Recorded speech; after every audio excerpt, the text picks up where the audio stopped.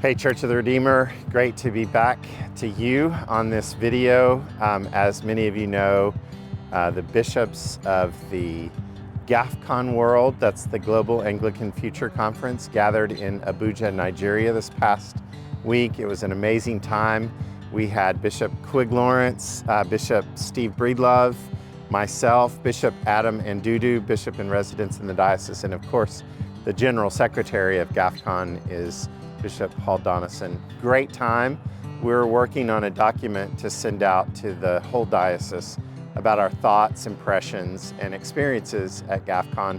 Can't wait for you to see them. It really was an amazing time. I'm still trying to recover from jet lag, but by the time I see you next weekend, we'll be in great shape. As you know, this weekend is the ordination of J.D. Meter to the priesthood. On Sunday, March 15th at 11 a.m. The 9 a.m. service will be a normal service, but the 11 a.m. service will be JD's ordination. We're so grateful for what God's done by bringing the Meters here, and grateful for this calling upon his life, and grateful for many of you who have supported the Meters, prayed with them, walked alongside them. We think this is going to be a great celebration. Can't wait to see many of you there. Speaking of additional ordinations, we're so excited to have Yusuf Kohli from our Arabic-speaking congregation ordained as a priest in the church on March 28th. That's Saturday. Our details are being worked out. Bishop Adam Ndudu from South Sudan in Sudan is going to be joining us for that ordination, and there's going to be a number of folks from some of the Sudanese congregations in our diocese coming, as well as friends. We hope that you will be there to support Yusuf. We love this family. Haida and Yusuf are a great couple and leaders in this church, and that service will honor them. We're also grateful that Deo Gratius will be installed as a deacon in the church. He has been previously ordained as a deacon in Burundi when he served over there, but we're going to bring him into the fullness of our church. So both of those things will happen on Saturday, March 28th. Very excited. Can't wait to see you all. Can't wait to celebrate them as well. This past Sunday, you may remember we shared a Vocare story about Jennifer Lewis, Ben Lewis's better half, and her role in working with a local organization that helps children and young people overcoming heartbreaking circumstances. And we have this link here below for you to go see this video. We're announcing a new date for the Vocare retreat. These retreats are opportunities for us to learn how our calling is our ministry, and our ministry is our calling. And folks like Jennifer Lewis are excellent examples of people who see their calling to the community and the world with the gospel of Jesus. And Vocare Day is an opportunity for us as a body to gather together and to be reminded and renewed and even equipped for ministry into the community. The church is the light of the world, and we're excited to have this date. You can find out more details on how to register. It's April 25th at 8 a.m. to 1 p.m. So redeemergso.org/now, you can register on that site. On March 21st, we'll have Umuganda Day. We're at the stage now where we just need everyone to register. That helps us so much with the kind of logistics and planning and details. So please go register if you're able to attend Umuganda Day and help us take care of this great space and place out here on our church campus. I'd like to give an opportunity for you to hear some updates about some upcoming things in the farm ministry of our church, and I've asked Stephen Hebert to come and speak to us. Hello, I'm Farmer Stephen, and this is my wife, Bethany. We're here to talk today a little bit about the Redeemer Parish Gardens, but to understand what those are all about and why we're so excited about them, we have to go back in time a little bit. So Stephen and I came to Redeemer 4 years ago, at the beginning of 2022, and prior to that time we had been in Texas. We spent the first several years of our marriage living in a really cool community for the homeless. You can ask us about that sometime. But in 2020, beginning of 2020, we left the big city of Austin and rented a few acres, hoping to see God do something big. But then March of 2020 happened and the world turned upside down. Everything shut down, and we, like so many others, were left wondering what God was doing. But we knew we had a garden, and we also began to hear that people were really hungry. We heard about long lines at food banks. We heard about people completely isolated in tiny apartments with no human connection.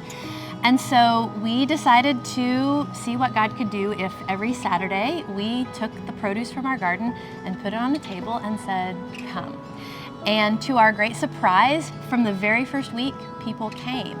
And they came and they took tomatoes and they took okra and they took hibiscus, but they also brought things. The very first person who came was a widowed grandmother who lived far from her family, and she said, can I please come back next week and help you guys set up and wash the vegetables and get the produce ready? We had women from Vietnam who brought crocheted hats as the farm went later into the season. They brought knitted goods for people to wear and share. And so it was really this beautiful example during a really strange and stressful year to see what God could do when we took what we had, which didn't feel like very much, and we put it out on a table and said, God, this is yours. Please bring the people who need this meal. And so as we're in a season with the farm where we're reorganizing, we're clarifying, we're trying to figure out, like, why does a church actually need a farm? What is it about this farm that is essential? This parish garden idea really harkens back to that experience that we had 6 years ago.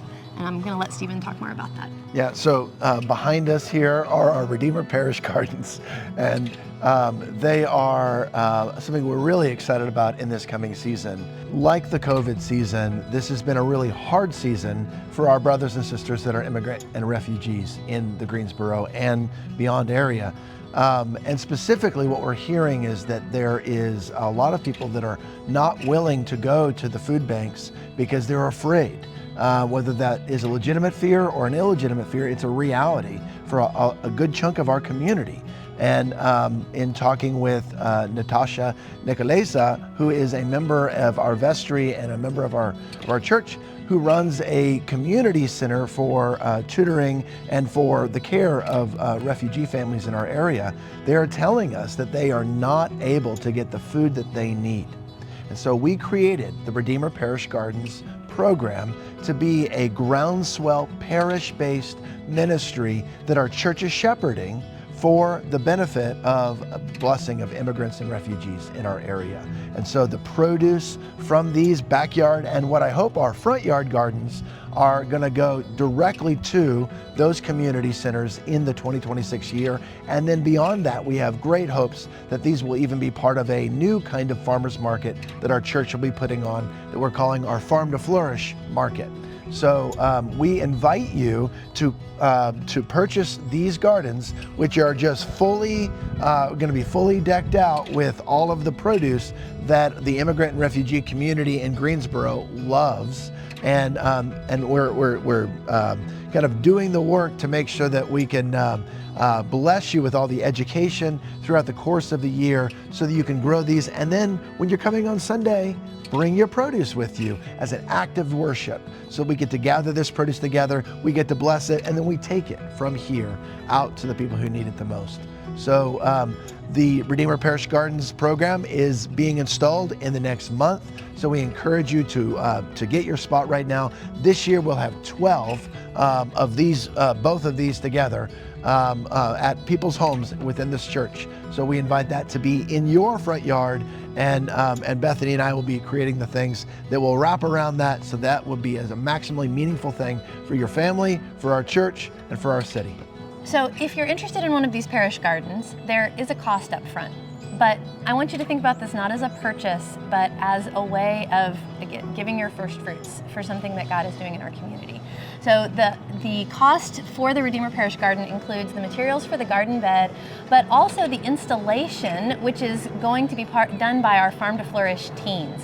So if you have been aware of that program, if you've been excited about the ways that this program is providing dignified income opportunities for young men and women in our church community, then signing up for a parish garden is a really direct way to support that.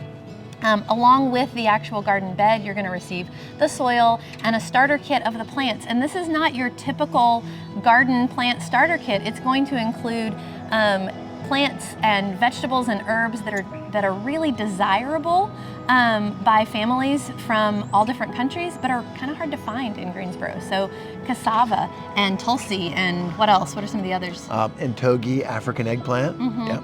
So you're going to get to enjoy and learn to cook and enjoy and share a lot of vegetables that you probably haven't had before, which I think is just a bonus for being part of this program. If you already have a garden, or you've got a space in your yard that you were wanting to make your own as your own garden, we're also doing a plant sale this spring. And so this spring, we're gonna have a plant sale. It's gonna be on Battleground Avenue, but we're also gonna have garden starter kits, which are just a run-of-the-mill 20 plants that are very, I'd say, essential for every gardener in the Greensboro area that wants to have a garden. You should have these plants, and so they'll get you started at the right time of the year to get your garden started right. We are so excited to see what God does in these gardens this spring. If you have any questions, please reach out to Deacon Stephen or myself, and we'd love to talk with you more about it. We'll see you at the farm. Thank you, Stephen. And in closing, I'm glad to be back with you from Nigeria. Glad to worship together. Glad to see all that God is doing in Church of the Redeemer. We love you. We'll see you soon.